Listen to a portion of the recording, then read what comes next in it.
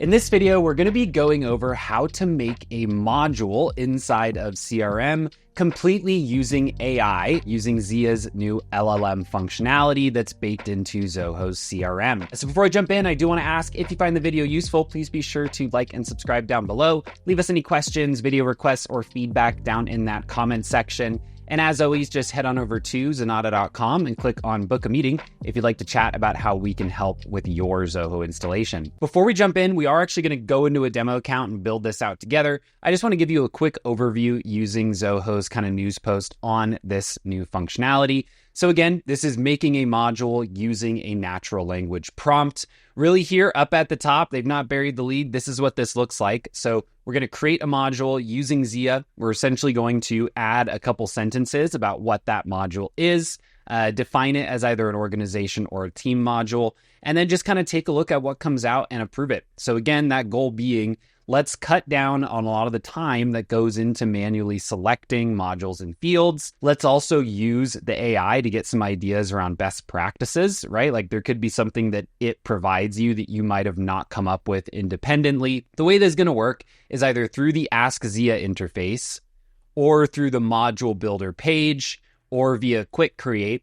I'm going to do it from the module builder page because that's normally just where I would think to go to create a new module, but it should work pretty similarly for each of those different options, right? So really our steps are going to be give it an input, go ahead and review it, and then go through and approve any of those updates to that particular module.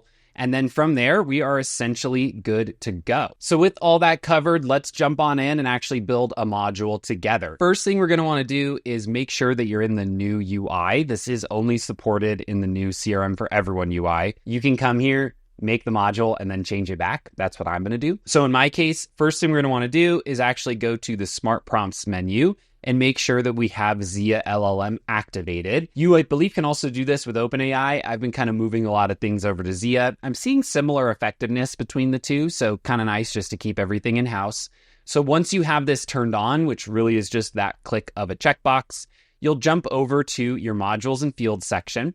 And now you should see this create module using ZIA up in the top right. So let's go ahead and click that. Now, again, this is really where it's going to be up to you how you want to generate and actually create a prompt. What I'm going to do, as I've done in a couple other videos, is I'm actually going to open up ChatGPT and use that to help me create a good prompt. All right, so here I am inside of ChatGPT. If you've been watching some of my AI videos, what you'll find is that I'm often giving the advice that if you're going to create a prompt for an AI tool to use, one of the best ways to make a prompt is actually to have another AI tool write it, because it's going to be able to communicate in clear language that any AI will be able to understand. So here we can see this chat. I've asked it, hey, make me a prompt inside of Zoho CRM to create this change order module. What you'll see is that the first attempt, it got a little too granular, right? Where I'm like, I don't really want to specify all the fields, and workflows are a bit out of scope here. So I went ahead and just said, hey, go ahead and rewrite this much shorter. I just want to specify module name, use case, and description. Again, goal being that I want to see what LLM inside of Zoho is going to do natively. So I'm going to go ahead and just grab this prompt. This looks pretty good for me. So create a module, call it change order. It's going to track scope change requests, and we're going to use it to log, review, approve changes. It's going to have some statuses linked up with it. So I'm going to go ahead and grab this prompt. I'm going to come in here and use it to create that prompt. So it looks like I hit a character limit, so I'm just going to shorten that up just a little bit. One thing you'll note is you can create this either as an organization module or as a team module. We have some content around CRM for Everyone that kind of specifies the differences, but I'm going to create it as an organization module. That's what I find myself using the vast majority of the time.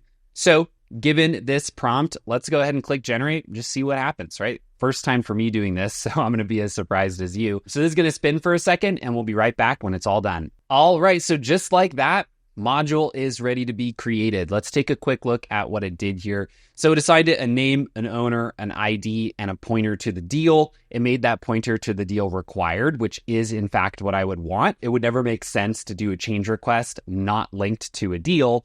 If it was just a net new offering, it would just be its own deal. Let's see what else it added. So it did this change requested by, we can take a look at this and see exactly what it's pointing to. So here, this is pointing over to a contact. So in my related list title, I'd probably want to rename this as change order requests, right? Something like that. Here, now that I've seen this and I notice that this related list isn't titled very well, I probably come back here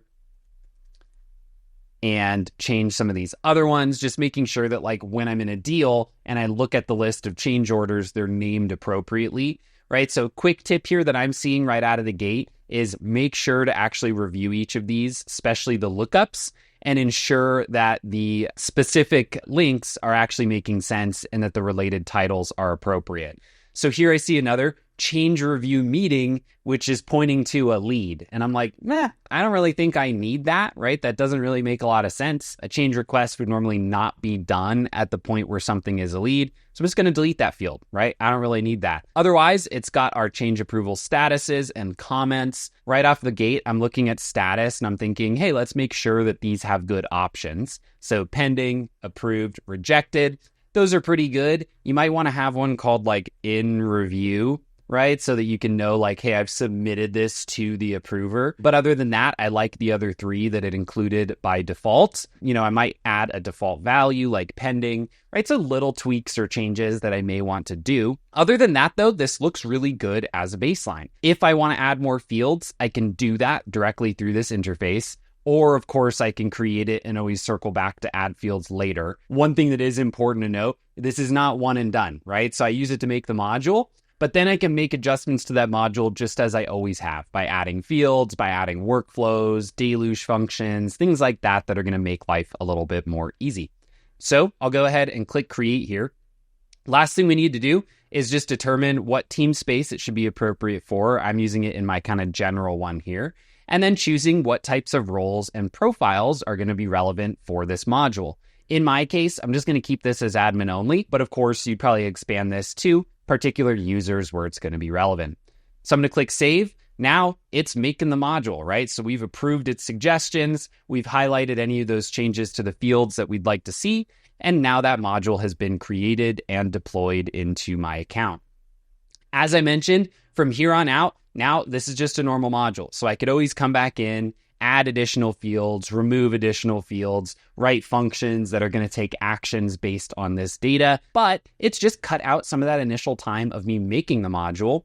And it's kind of structured it in a pretty decent way, right? So I might have put in a change description, but this change impact analysis, I might have not thought to put that in V1. Right? But the reality is, yeah, let's do an impact analysis. If we're changing scope, is this going to make things harder, easier? Is it going to change kind of the direction or order of priority, right? So these are things where one of the benefits of using an AI, you're always going to want to use your own brain, right? Because you are going to have some insight that the AI isn't going to come up with.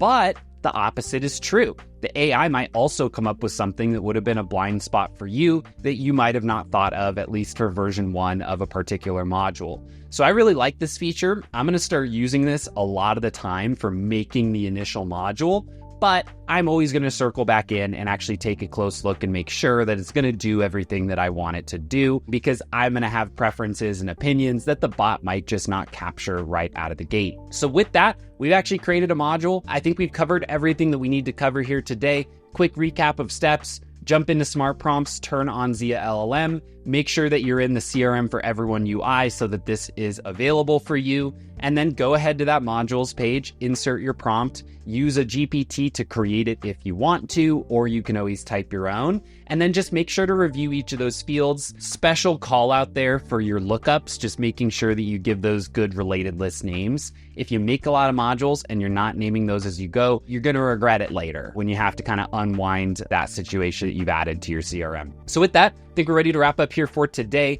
As always, we appreciate when you like and subscribe down below. If you found this video useful, leave any of those questions, feedback, or additional video requests down in the comment section below that like button.